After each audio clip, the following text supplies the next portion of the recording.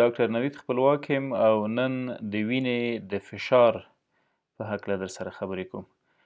ډیری وخت به مو اوریدلی وي چې فشار لوړ شو، فشار ښکته شو، جګ د فشار، ټیټ د فشار. بالاخره دا څه معنا لري او کوم ډول ناروغي ده، کوم ارګانونه پکې دخیل دي او بالاخره د منیجمنت دپاره یې څه کولی شو. بلډ پرشر یا د وینې فشار.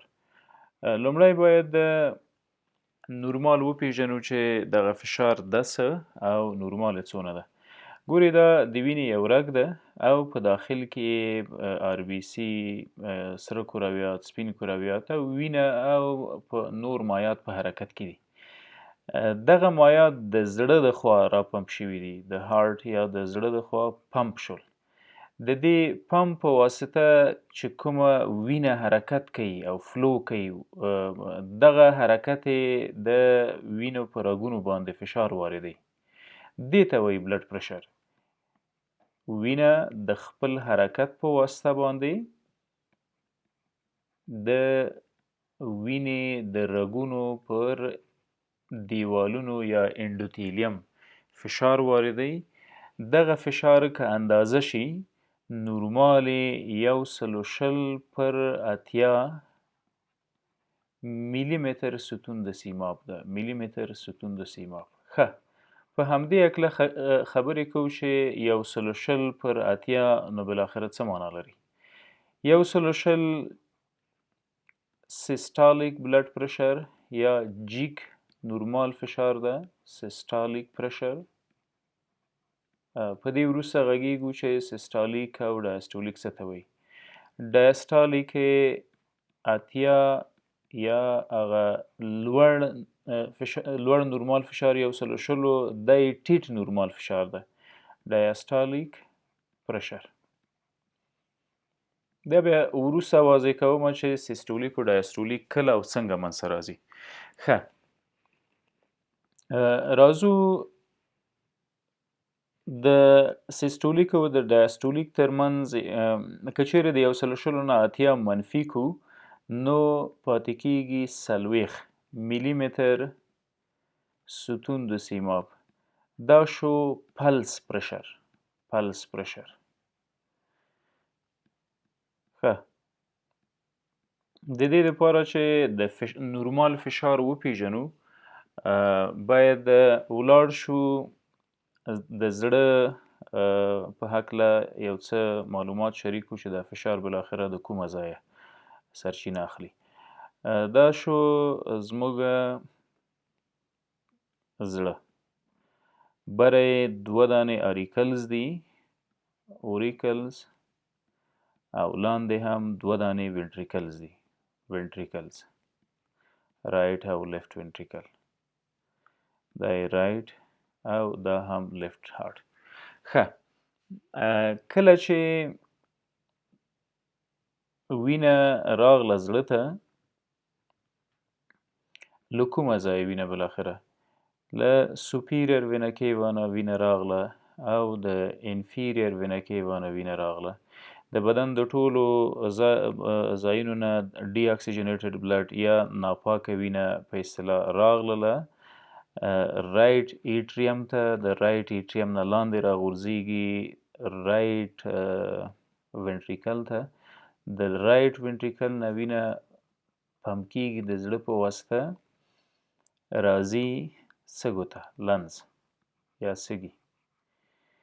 دا کومه وینه چې راغورځېږي داخل د زړه ته، دا پر 80 میلی متر ستون د سیماب فشار باندې لاندې راغورځېږي. دا شو زموږ ټیټ فشار یا هغه فشار چې په فیلینګ فیز کې وي. فیلینګ فیز څه معنا؟ زړه ډکیږي. د څه شي نه ډکیږي؟ د وینې نه. دا وینه له کومه شوه؟ زموږ د وجود نه راغله زړه ته. فیلینګ فیز. کله چې زړه له وینې ډکیږي دغه وخت کې چې کوم فشار وینه په داخل د زړه په عضلاتو واردوي دا 80 ده او دا شو زموږ ټیټ فشار. راځو جیک فشار یا سیستولیک ته. کله چې وینه راغله سږو ته یا لنس ته د سږو نه بیرته حرکت کوي راځي لیفت آریکل ته درست لیفت آریکل دا وینه اخلي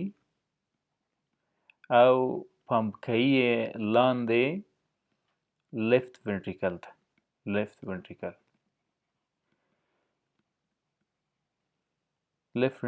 دا ځای شو کله چې لیفت ونټریکل ته وینه راوغورځېدله دا وینه په ډیر یو شدید او قوي فشار باندې بیرته بیرون بدن ته راستول کیږي باډي ته کله چې د ونټریکل نه وینه راوځي بدن ته د وینې رګونو ته آرټریز ته دغه فشار که اندازه ګیری شي 120 ملي متر ستوندو سیمه ده او همدې ته وایي سیستالیک بلډ پرشر یا هغه د وینې فشار چې د زړه د کنټراکشن یا د تقلص په واسطه د وینې په رګونو کې منځته راځي سیستولیک پرشر که خلاصه یې وایو کله چې وینه زړه ته راننوځي د راننوتو کوم فشار چې ده هغه شو ډایاستالیک او که اندازه یې کړو نو 80 ملي متر ستوندو سیماب ده کله چې وینه له زړه نه وځي بدن ته نو معمولا باید په زوره پمپ شي چې د بدن مختلفو ساحو ته ورسیږي دلته چې کوم فشار پیدا کیږي دا شو سیستالیک بلډ پرشر او دا 120 ملي متر ستوندو سیماب ده که چیرې فشار د 120 نه جګ شو نو دې ته وایي لوړ فشار یا په طبي اصطلاح هایپرټنشن په دې بیا په روان لیکچر کې غږیږو چې هایپرټنشن یا لوړ فشار څه ده څنګه منځته راځي او کوم تدابیر په وړاندې باید ونیسو راځو دا ډایګرام ګورو ګوري دا سوپیریر وینا کیوا ده سوپیریر وینا کیوا د بدن د پورتنیو سیمو نه ډي اکسیجنیټډ بلډ یا ناپاکه وینه راوړي داسې را انتقالوي دا انفیریر وینا کیوا ده انفیریر وینا کیوا دا د بدن د لاندنیو سیمو نه ډي اکسیجنیټډ بلډ یا وینس بلډ راخلي یا ناپاکه وینه او راوړي د زړه خي یا رایټ ایټریم ته رایټ ایټریم تقلص کوي کنټراکشن کوي دا وینه د زړه د دې وال نه لاندې راغورځي دا زموږ ټرایکسپیډ وال ده کله چې د دې وال نه وینه راوغورځېدله د زړه لاندنی دهلیز ته راځي دا شو زموږ رایټ ونټریکل تقلص کوي کنټراکشن کوي او وینه له ده ځای نه اخلي رالیږي یې دې رګ ته او دې ته وایي پالمونري آرټري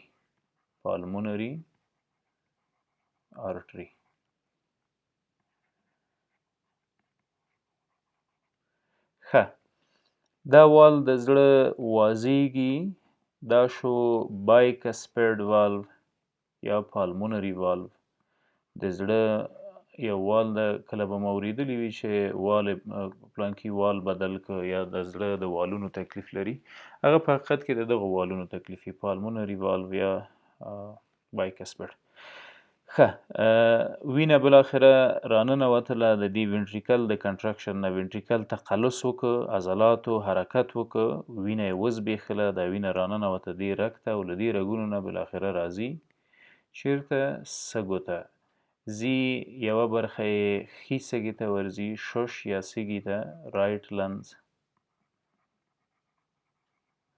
او بله برخه یې داسې راځي لیفت لنز ته یعنی دغه کومه وینه چې ډي اکسیجنیټډ یا ناپاکه وله یا اکسیجن نه درلوده دا راغله زړه ته د زړه ښي طرف ته زړه هم پمپ کړله د پالمونري آرټري په واسطه د دې پالمونري آرټري په واسطه دا وینه پمپ شوله لاړله سږي ته ښه سږي کې له بیرون نه اکسیجن واخیستل شو دا له دې وینې سره یوځای کیږي او وینه پاکیږي. مثلا د دې رګ په واسطه وینه راغله سږي ته، موږ دوه سږي لرو، ښي سږی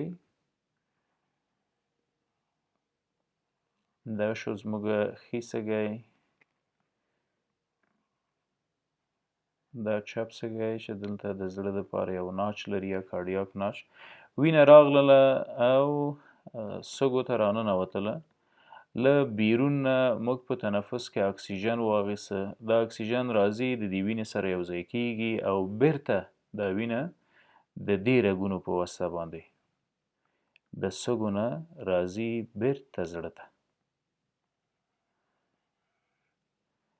وینه ولاړه له زړه نه سږو ته، سږو پاکه کړله، اکسیجن یې ورسره یوځای کړه او بیرته یې را روانه کړله. د کوم رګ کې چې دا وینه راځي دې ته پالمونري وین وایي.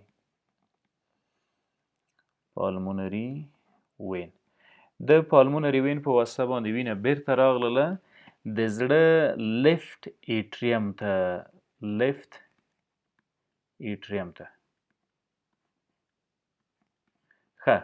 لیفت ایټریم دا وینه تقلص یې وکړ او له دې والو نه یې لاندې راوغورځوله. دا مایټرل والو نومیږي، ډېر مهمه والو ده مایټرل والو.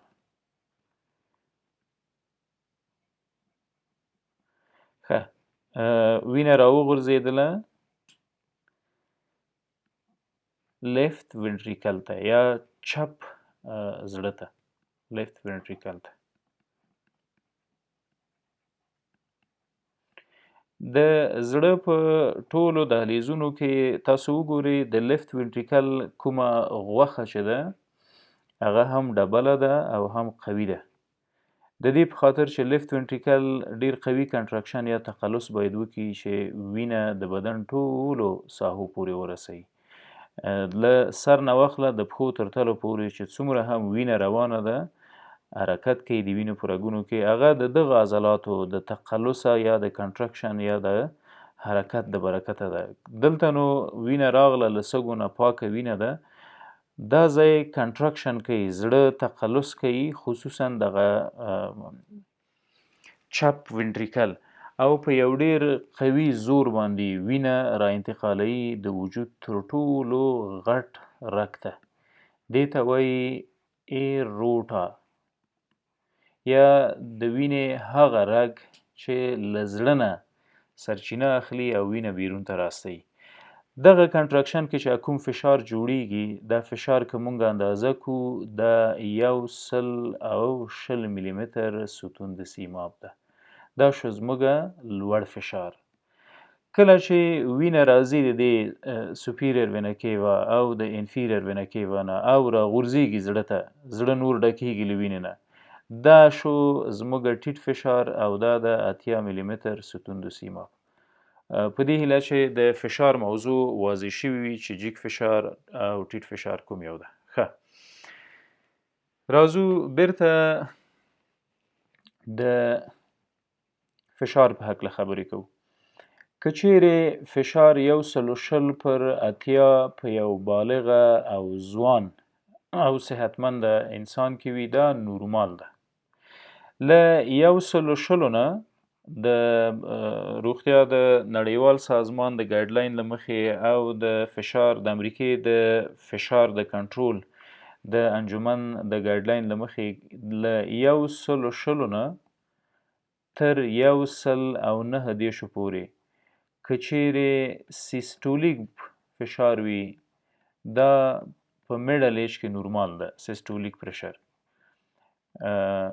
ولې احتیاط باید دغه مریضان وکړي که د وینې غوړ لري هغه د معالجه کړي، که سیډنټري لایف سټایل یا خوري وسکي او بیرته سمولي کوم ورزش فعالیت نه کوي نو بیرته د ورزش فعالیت شروع کړي. که چیرې له 130 نه موضوع جګیږي 140 او تر هغه جګ ملي متر ستون د سیماب ته فشار لوړیږي نو بالاخره بیا لوړ فشار منځته راغلی ده او لوړ فشار متاسفانه د ټول عمر معضله ده. یو ورځ دوه ورځ معالجې ته اړتیا نه لري بلکې ټول عمر باید کنټرول شي، منیجمنټ یې وشي. همدا ډول که چیرې له 80 نه فشار راټیټیږي تقریبا تر 80 او 15 پورې دغه ټیټ فشار هم نارمل ډایسټولیک پرشر ده. نارمل ډایسټولیک پرشر که چیرې له 15 او 80 راکوزیږي موضوع، نو بیا دا د ټیټ فشار معضله ده. په هغې صورت کې باید علت پیدا کړو. ډیری وخت ټیټ فشار د اوبو د نسکو نه، د مایعاتو د نسکو نه پیدا کیږي. او جګ فشار ارثي ناروغي ده. د هغې د کنټرول لپاره باید مشخص تدابیر مریض ځان سره ولري. په هر حال راځو دلته د وینې رګونه ګورو. ګورئ موږ مخکې ولوستل چې فشار د زړه په واسطه باندې جنریټ شو، زړه تقلص وکړ، وینه د زړه نه راننوتله رګونو ته. کومو رګونو ته؟ آرټریز یا شریان چې ورته وایي. دغه آرټریز نه وینه راکوزیږي کوچنیو رګونو ته، آرټریولز ته. که دا آرټري وي، تر دې کوچنی بل چې ده هغه ته آرټریول وایي، نو وینه له دې راکوزیږي او د لاندې رګونو کې ټیټیږي. چې څومره له زړه نه وینه لرې ځي، هغومره فشار پکې ټیټیږي. یعنې که په شروع کې په دغه ساحه کې 120 و، همداسې راکوزیږي د وړه آرټریول ته چې رسیږي، نو فشار را رسیدلی وي غالبا 100 ملي متر ستون د سیماب ته. آرټریولز بالاخره دا وینه پاس کوي کپیلریز هغه کوچني د ویښتو په اندازه رګونه دي چې له زړه نه پمپ شوې وینه بالاخره د همدغو کپیلریز په واسطه باندې د وجود ارګانونو ته تقسیمیږي. یعنی کپیلریز په داخل د ارګانونو کې دي. د کوچني رګونه د زړه نه غټ رګ راوځي، ورو ورو ورو یې سایز کوچنی کیږي، بالاخره هغه اخرنی سایز یې کپیلریز ده چې دا په داخل د ارګانونو کې وي. له کپیلریز نه بالاخره وینه ځي د بدن مختلفو ارګانونو ته، ارګنز او ټیشوز ته. ښه، له دې ځایه په ارګانونو کې د بدن میټابولیزم کیږي، انرژي تولید کیږي، او دغه کومه وینه چې انرژي راوړې وله د دوی انرژي مصرفیږي، بیرته ناپاکه وینه د تصفیې دپاره د کپیلریز نه انتقالیږي چیش ته؟ کوچنیو وریدونو ته. د ارګانونو په منځ کې، زموږ د بدن د ارګانونو په منځ کې فرضاً که دا کیډني وبولو، کله چې کپیلریز خلاصیږي نو د وینیولز په نامه کوچني وریدونه دي په ارګانونو کې موجوده، ډي اکسیجنیټډ بلډ را اخلي او انتقالوي چیرته؟ وینز ته، وینز یا وریدونو ته. او دغه وریدونه یې بالاخره انتقالوي سوپیریر وینا کیوا او انفیریر وینا کیوا ته. انفیریر وینا کیوا هغه دوه غټ رګونه چې زړه ته بالاخره وینه را انتقالوي، او دی هم بیرته راولي زړه ته. دې ته وایي جریان یا سرکولیشن. له زړه نه وینه راووتله په 120 درجه فشار کې ملي متر ستون د سیماب، چې څومره هم دا وینه له زړه نه راکوزیږي، لرې کیږي، هغومره دا فشار ټیټیږي. بالاخره کله چې کپیلریز ته راورسیږي نو دا فشار 25 ملي متر ستون د سیمابي. کپیلریز ډیر نازکه او ظریفه رګونه دي، له 25 له 10 نه اضافه فشار نشي زغملی او چاودیږي. ډیری وخت په جګ فشار کې به مو اوریدلی چې هیمراج وشو، سکته وشوله، نو هغه دغه کپیلریز چاودیدلی وي او بالاخره مریض سکته کوي. کله چې فشار جګ شي، یعنی هایپرټنشن منځته شي، د وینې لوړ فشار یو څوک ولري، یعنی له 120 نه موضوع جګه شوله، په 160 ملي متر ستون د سیماب کې وینه راووتله، یعنی زموږ زړه په خپل تقلص یا کنټراکشن کې فشار زیات په وینه وارد که، او وینې هم په ډیر قوي شدت باندې حرکت وکړ، د وینې په رګونو 160 ملي متر ستون د سیماب فشار وارد کړ، لوړ فشار.